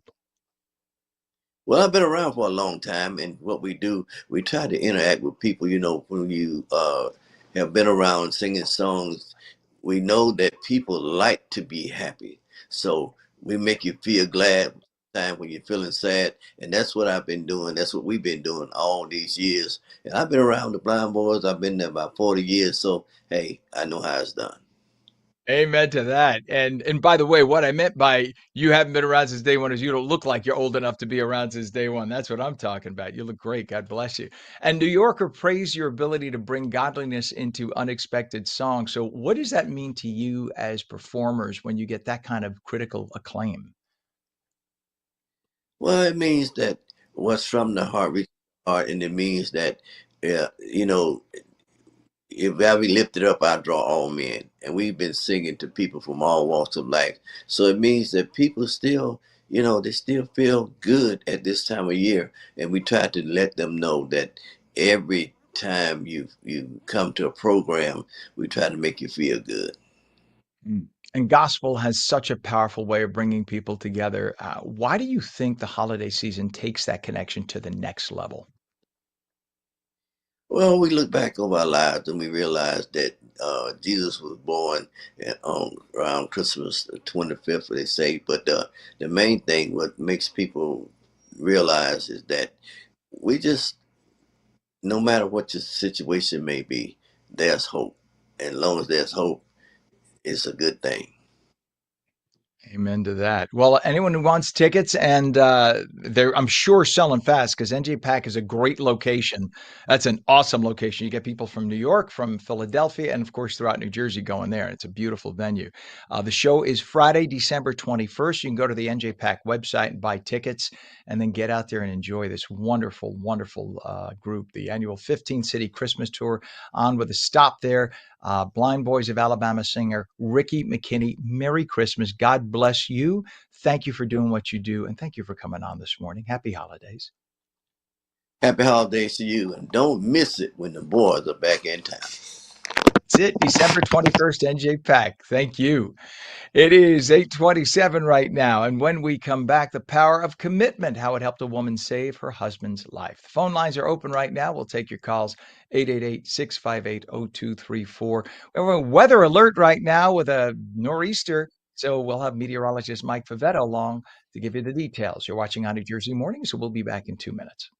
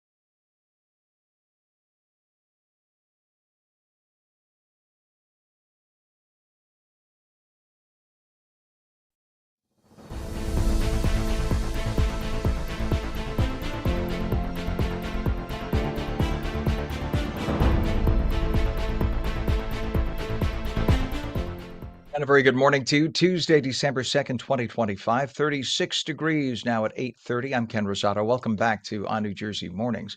We have a Garden State weather alert in effect with a nor'easter, snowy, windy this morning. Meteorologist Mike Favetta with the full Garden State forecast.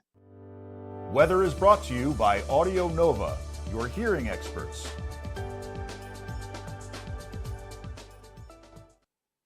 So, Mike, we're getting a lot of random accidents popping up all over the place because I Mm-hmm. guess we're right at that snow, rain, freeze, melt line that whenever you get that Exactly. mixed bag temperature, you never know. Sometimes you think it's just a wet roadway, but sometimes the surface is colder than the air, right? And you could have a little Mm-hmm. black ice there.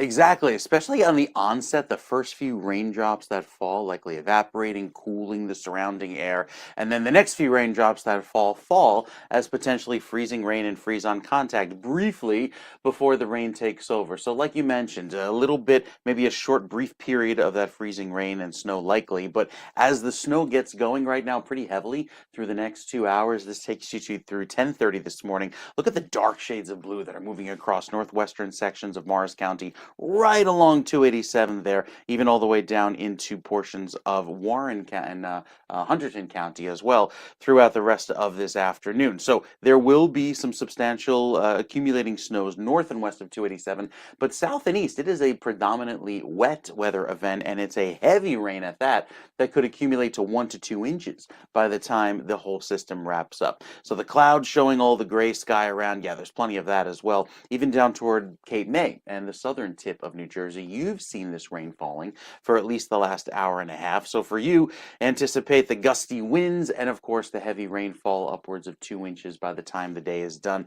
Could see some amounts of winds that will increase into the 40, 45 mile per hour range. Right now, you have a wind gust of 24 miles per hour, and the worst hasn't even begun. So very gusty winds through this afternoon, especially at the coast, could take down some trees. You see the 35 mile per hour gust there by noon as the system pulls away and gives us some very gusty winds then from the north and west beginning later on tonight into tomorrow.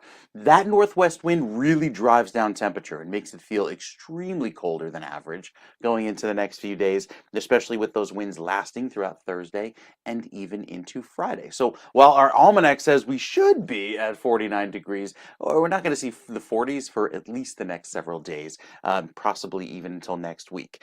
The last few frames here showing the snow getting going and that little bit of icing changing over to rain just in the last few minutes. So that's some better news for the rest of the day, with the zoomed in view showing the heavy rain departing eastward by 5 o'clock tonight, and then temperatures really taking a nosedive right down into the 20s by tomorrow morning, and then the teens come tomorrow night into Thursday morning. Actual air temperatures teetering there on the teens, and then down into what will feel like the single digits by Friday morning. So some very cold weather on the way as we head into the rest of the week. The wider picture showing the snow heading all the way up to Canada. It's the same system, but we're primarily on the wet side of it for most of New Jersey. And then with another reinforcing shot of cold air, it stays chilly going into the next few days. Clear sky, by the way, going into Friday. And then another system that skips out to sea and likely misses us this weekend. So I think we're dry heading into Saturday and Sunday. But the 7-day forecast has that cold weather staying around.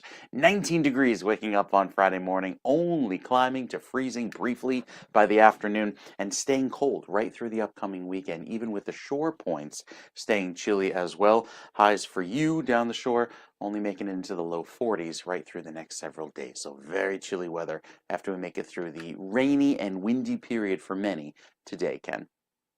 All right, there you have it. Thank you so much, Mike. It is 36 degrees right now in northern New Jersey, 33 degrees in Trenton, and it's 34 degrees in Cape May, 35 degrees now in Vineland. In terms of traffic, let's go over to, we're going to do 495 first. Yes, we are. There it is. So 495, this is the approach there to the Helix, which will get you into the Lincoln Tunnel. And you can see this is an absolute mess right now, bumper to bumper, all due to volume. This is not because of a crash or anything, all due to volume. But right now, they're telling us about 40 minutes in via the Lincoln Tunnel if you want to go in that way, and just an absolute mess. Pam, our director, loves the Lion King every time that's her landmark. When you see the Lion King there on the left, Both or several of us here for the company used to work for Disney when we worked at ABC. So there you go. We're very happy for The Lion King. It's a great show. Nonetheless, thought I would digress. It's not much better, by the way, if you decide, hey, instead of the Lincoln Tunnel, I got an idea. I'm going to go a little further south. Let's go to the Holland Tunnel to get into Manhattan. Well, that would take you to 139. And this isn't the shot. We have a different shot? That wasn't the shot. It's the other shot from 130. That's the one. That's the shot we're talking about. So this is 139. It'll get you into the Holland Tunnel eventually. It looks like it's going to cost you 35 to 40 at least. That has not moved in the last 15 minutes. Lots of extra travel time making your way in. The people on the left, by the way, are local roads. That's why they're flowing. The people in the toward the right who are stopped, they're the ones trying to make their way into the Holland Tunnel. Other roadways to tell you about: I-80, I-78, Route 22, all have a tandem and empty tractor trailer ban making your way from New Jersey into Pennsylvania. We have a disabled tractor trailer on Port Street, eastbound area of Marlin Street in Newark, with the right lane blocked that's right in downtown, causing problems. Also in Newark, we have a disabled vehicle on Route 21 southbound at East 3rd Avenue with the center lane closed. A lot of problems, especially involving big vehicles, trucks, etc. Let's go over to 295 right now, shall we? We have a problem with that roadway right now. There was an earlier jackknife tractor trailer. Oh, look at that. So we have an accident on top of the fact that there's a jackknife tractor trailer you can see on the right side. That just happened. So that's going to cause more problems. But this is in Belmore as you make your way towards 76 and 676 toward the Pennsylvania line by Philadelphia. It's just a real big mess. GWB, upper and lower levels. This is the least messy and most surprising to us because according to the reports from the traffic folks, that apparently has a problem. But I don't see it. I think the problem has been fixed. We look, who are you going to believe, me or your own lying eyes? That is clearly the best way into Manhattan. Upper level on the right, there's not a vehicle there. Lower level on the left. And the report says 25 to 30. I bet you that's only 15 minutes into Manhattan right now, but things could change. So take advantage of it as you can. 837, how about a story of courage, determination, and the extraordinary power of refusing to give up? Therese de Pasquale is a New Jersey-based author, advocate, and agent whose life changed forever when her otherwise healthy husband suddenly ended up hospitalized and, get this, given less than a 1% chance of survival. So instead of accepting the prognosis, Therese became his fiercest advocate, asking a lot of questions, pushing for answers, and navigating a medical system that certainly can feel overwhelming for families facing a crisis like this. Well, Therese's efforts saved her husband's life. Imagine being told less than 1%, but it saved his life. And their journey became the inspiration for her upcoming book, Advocate, which will be released December 20th. The book is both a memoir and a call to action, showing families how to use their voice inside the healthcare system and how hope, persistence, and faith can make a life-changing difference. And to Therese, we say good morning. Happy holidays. Good morning. Happy holidays. Nice to have you on. So tell us about when you learned your husband had less than a 1% chance to survive. You go from everything's just fine to I got to get to the hospital to, he doesn't have a shot. How does that all happen? Tell us the story. So I had found my husband overnight unresponsive on our couch. He was completely dead. That 911 call led to 10 months in an ICU, 3 different ICUs. 2 New Jersey hospitals had given up on him. One of the hospitals in the very first week. And I refused to accept that answer. I learned how to advocate and I just kept pushing, which ultimately saved his life. And I realized quickly that there were a lot of families that don't know how to advocate in that ICU and accepted the answers of these medical professionals. And that was my driving force behind this book is, the people need this information. They need to know that they can use their voice, they can ask questions to give their loved one the best chance possible. Well, Torres, what did they say that he had? What did they think that he had at that point? And why was he unresponsive or medically dead? Yeah, so he had a blood clot that had traveled from his leg into his lung. They had labeled it as COVID at the time. It was during the end of 2021. And when the ambulance took him to that first hospital, within the first week there, they told me the ventilator was failing and that was the end. And I had to come say goodbye, make arrangements, call the family, and that was the end of it. And through my research, I had asked them about ECMO, which is maximum life support for somebody in this situation. And their reply to me was, we don't have that here. And I said, well, I'm going to find a hospital that does, and I'm going to have him transferred. And they said, good luck. And I did. Unreal. I found another hospital 20 minutes away. I rallied a lot of people to help me. I made a lot of phone calls. I was resilient. I didn't sleep. I didn't do anything but focus on getting him the best care possible. And once we got him transferred, and got put on ECMO, there was just a whole slew of challenges that came after that. So, I mean, I'm just curious. Did you go back to the people at the other hospitals and say, "Excuse my foul language here. Did you? You're an ass. You're an ass. Here's my husband. He's fine. You said he was dead. I mean, seriously. Here's the Italian. You're Italian. I'm Italian. This is the Italian man. So I would slap the guy right in the face. I'm sorry. That would be my violence. And I say, you're a stupid ass. You left my husband for dead. That's the way I would respond. I'm sure that was what you felt like deep down. Did anyone ever say we screwed up? Truthfully, that is exactly how I felt. But in the moment, I had never been in an ICU before. And the reality of the matter is nobody thinks about the life or death that happens unexpectedly. Nobody is ever prepared for it, which is also why I wrote the book. So the truth of the matter is, in that moment, although I felt exactly the way you were describing, my focus had to be on the next steps. That part came after, when he finally came home and is now living a normal, perfect life. All right, Therese, only because we're already running toward commercial here, I want to get your website out there for more information or to get that book. Yeah, my website is www.theresedepasquale.com. It comes out December 20th. It will be on Amazon. And then shortly after that, bookstores, hospitals, airports. I'm going to have it everywhere. Everybody needs this book. Amen to that. New Jersey-based author, advocate, and agent. Be your own advocate and your loved ones' advocates. Do not take what a hospital says for fact. Therese DePasquale, thank you for coming on this morning. Merry Christmas. I'm sure it's a happy one for you now, and may the book be a huge success. Thank you for having me. Merry Christmas. Thank you. It is now 8:43. We're coming right back.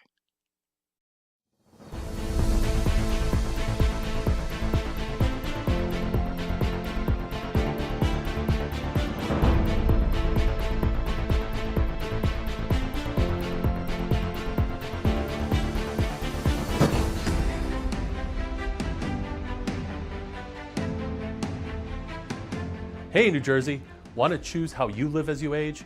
Tune into AARP New Jersey's new show, The Power of Us, the show that celebrates aging with dignity, purpose, and joy.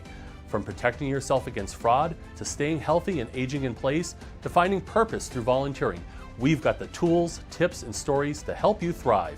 Join us on ONNJ and discover the power of us.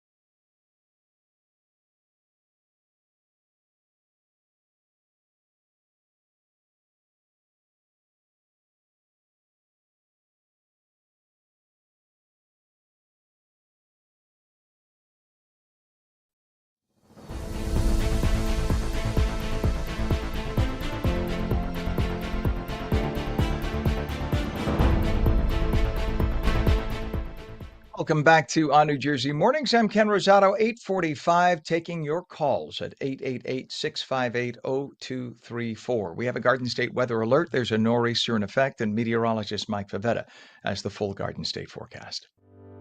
Weather is brought to you by Audio Nova, your hearing experts. So we're talking high winds and lots of rain. In fact, even later in this afternoon, the rain could even get heavier, right? Yeah, the rain gets really heavy right around the lunch hour, accumulating to about 1 to 2 inches for most of New Jersey. That turns into snow in the northwestern corner of the state, where it's snowing right now, over by Morristown, right along the line from 287 down towards Somerville. There's a little bit of mixing occurring in this pink area that could take you down toward maybe the Parkway over through Union and Essex County. But beyond that, it is rain at the coast, and that rain lingers right through this afternoon. A little further south along along the turnpike, going north and west of there, some light mixing occurring with that shade of pink, but again, right toward the coast and the coastal areas of the state, staying all rain right now. And that'll be the case through the rest of this morning as some of that water and that liquid rain starts to work its way inward against that cold air. Where the snow will be falling up toward Wayne and West Milford could get a small accumulation before this wraps up later today. As soon as 1 or 2 o'clock, I think we'll see the snow taper and change over to rain in those areas. Again, only northwestern sections of Sussex County we stay frozen today, with that snow lingering into the end of the event closer to 3 or 4 o'clock. But for the next 2 weeks, we are locked in with the cold, not anticipating for any big change or swing or warm up in temperatures for the next few weeks, even into the middle of December, as the 7-day forecast has some very cold weather ahead, not just through this week, but even into the weekend and beyond. Temperatures stay really cold, with wake-ups in the 20s, even early next week, and temperatures just making it to the freezing point.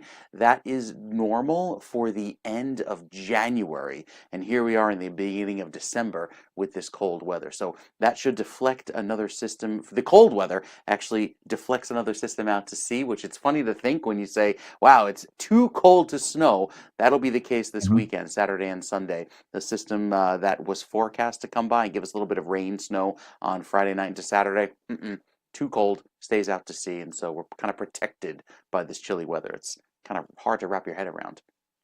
Our old buddy meteorologist Bill Evans used to say that when we used to get those bitter blasts that it was too cold to snow. And I guess is it just you just don't have the updraft because of the temperature of moisture, right, from the bodies of water because it's just so cold. Right, and cold air is so dense, so that dense air just pushes any of that moisture right out to sea. There you have it. Because we always just assume that places like, by the poles and whatnot, they get snow all the time. They don't, right? They don't get much snow at No, all. It's just no, the cold. Arctic is technically classified as a desert because it doesn't snow very much up there. See that? We learn something hmm every day from meteorologist Mike Favetta. All right, my friend, I know you're busy and you got a busy day ahead, so we'll check you again tomorrow morning. But thank you so much for keeping us You safe bet. this morning. We appreciate you as always. 849, 36 degrees northern New Jersey, 33 degrees in Trenton, 34 both in Cape May and Vineland right now. In terms of traffic, we have a lot of it. It's scattered. And we should just let you know that the state has now issued an operational activity and speed advisory on the Garden State Parkway, again, in the northern part of the state up near the Rockland County border. This is in both directions from Pascack Valley Toll Plaza in Washington Township to the New York State line in Montvale. All lanes are open, but salting is in progress. So if you see salters, get out of the way, let them do their job.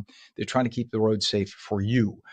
We also have issues on I-78 westbound now, west of exit 6, which is in Greenwich Township. 2 right lanes of the 3 lanes are closed on I-78. That's going out a little bit further west. So again, north and west is more impacted than east and south in New Jersey. We have a crash on 295. Do we have the 295 cam, Pam? I think we do.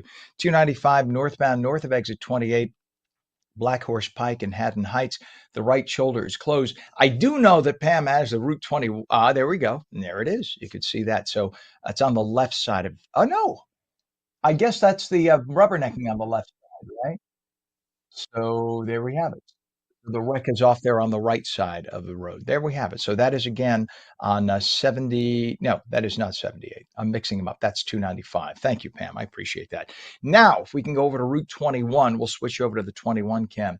This is 21 down toward Newark. There's an area there that has been giving us a nightmare for much of the last hour. This is right as you get into downtown Newark. There's a crash there involving a tractor trailer. A lot of tractor trailer issues because I think we had black ice issues this morning.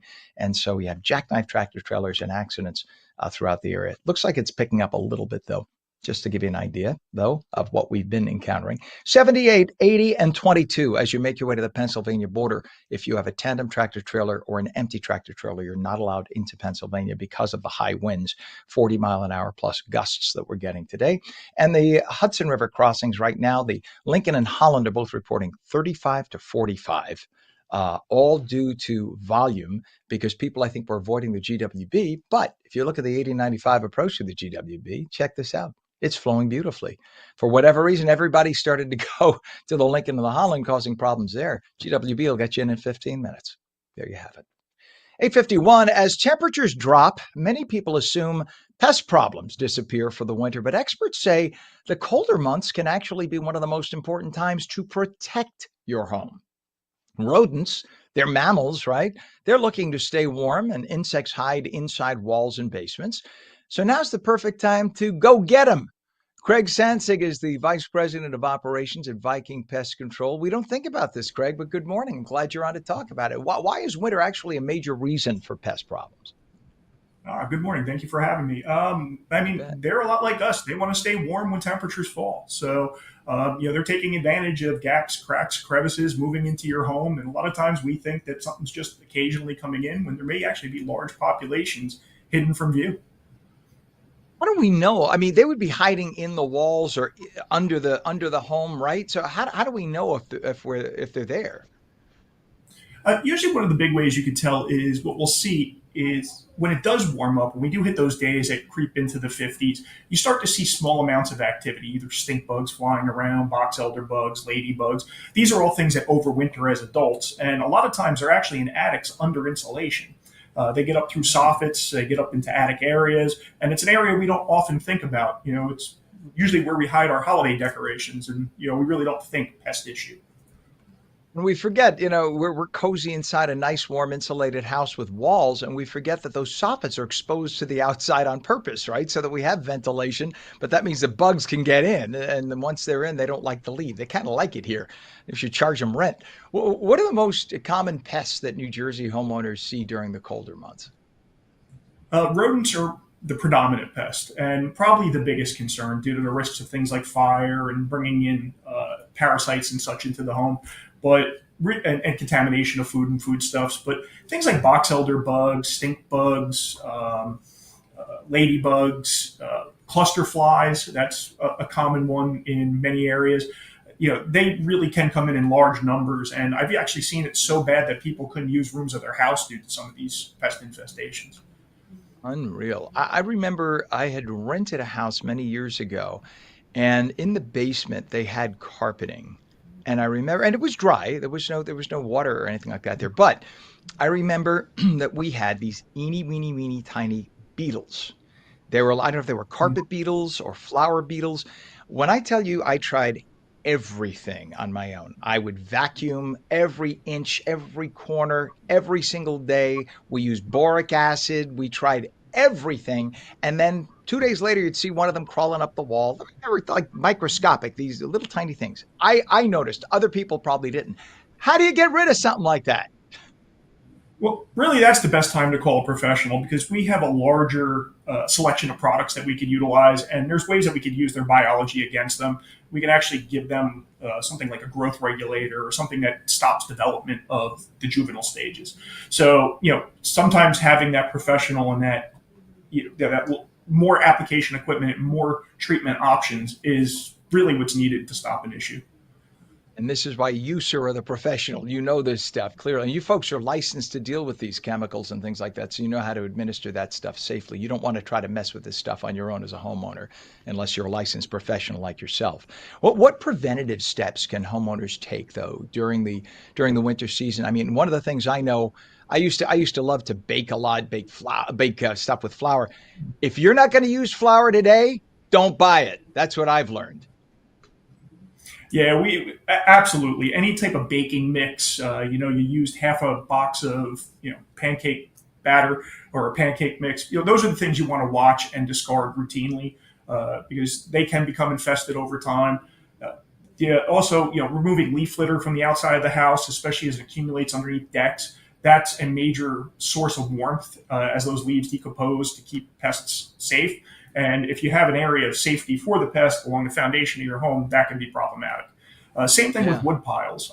A lot of times people have wood piles against their home, and that's really not the best place to store firewood. And we always recommend that you only bring the firewood in that you need. What you're going to burn that day, because you could bring pest issues in unintentionally. And even just getting back to the mixes and things like that, it's not. I had an aunt who said, "Well, I sealed it in plastic baggie and everything." The bugs are in there when you bought them in the store, right? The eggs are there and they just hatch. So you're bringing them in that mix. It just the bugs land on the wheat kernel. It survives the milling, and that's how it gets in your house. So it's not that they flew in, but it is what it is. For those unfamiliar with Viking pest control, you have a different approach and a more effective one. Talk about that in our last minute here. Well, I think a lot of companies try to attempt to control pest issues by applying the same template over every home. No two houses are the same, no two infestations are the same. And really, you need to do a root cause analysis and analyze that structure and figure out, hey, what do we need to do different to solve this pest issue? The other thing is, we're a larger company. We do have the support of entomologists. We do have the support of international experts, and we're able to help people that way. So, a lot of times, it's nice to deal with a small mom and pop, but they may not always have the resources that we may have. Gotcha. And what's a website for more information, Craig? Vikingpest.com is a great place to reach us. That's vikingpest.com. Or you can reach us at phone number 1-800-618-BUGS, 2847. I love it. Vice President of Operations at Viking Pest Control, Craig Sansig. Thanks for coming on. Happy holidays to you. Happy holidays. Thank you for having me. Thank you so much. And that's ONNJ Mornings for your Tuesday. Have a wonderful day and stay off the roadways. See you again tomorrow morning at 7 a.m.